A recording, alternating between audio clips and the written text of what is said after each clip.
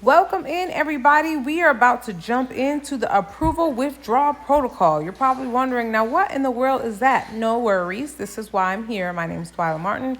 I'm the founder and the instructor here.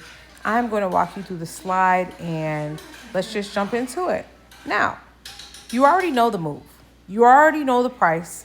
You already know the answer. This lesson is about stopping the habit of asking anyway and learning to act from your own authority instead of waiting for someone else to hand it back to you, right? If you want to be the first person in line, maybe you don't want to be the first person in line, but you have to move forward, okay?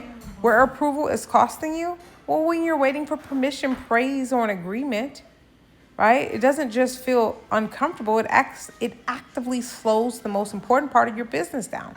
Every time you pause to collect votes before moving, you delay your voice, your prices, your boundaries, your offers, and your decisions. This lesson helps you see exactly what that pattern is and where it lives inside of your work, inside of your home life, and what it is quietly costing you when it comes to your momentum, your revenue, and your visibility. So we're going to jump into it. Your voice, your prices, your boundaries, and your decisions. All these areas are impacted when we exercise this type of behavior. But today we're recognizing the hidden behavior. Approval seeking rarely announces itself. It does not feel like it's, how should I describe it? It doesn't feel like it is, I'm going to go people please. Like no one does that. It disguises itself as diligence, humility, or thoroughness, right? Learn to recognize it in small repeated moments before you publish, price, or speak. Have you ever did a poll before you posted? Have you been rewriting into weakness, editing a direct, confident statement until every sharp edge is smoothed away and your original power is gone from the offer? Have you ever done this? Now, what about explaining the unexplained? Attaching justifications, disclaimers, or apologies to decisions that never required an explanation. Are you over-explaining?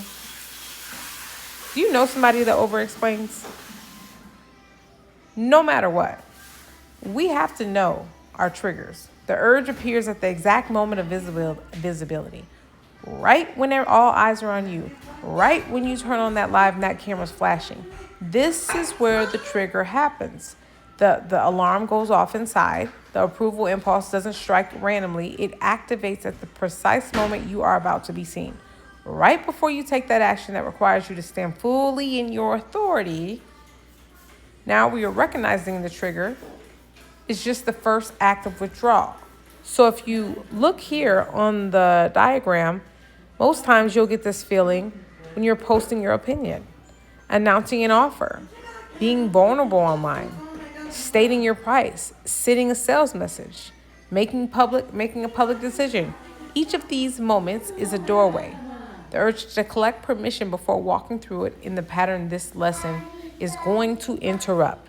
Now, say, stand, and stop explaining. 3 steps. No negotiation, no footnotes. This framework replaces the approval loop with a clean, repeatable action sequence that keeps your authority intact from first word to final post. Now, what you're going to do is you're going to say what you have to say.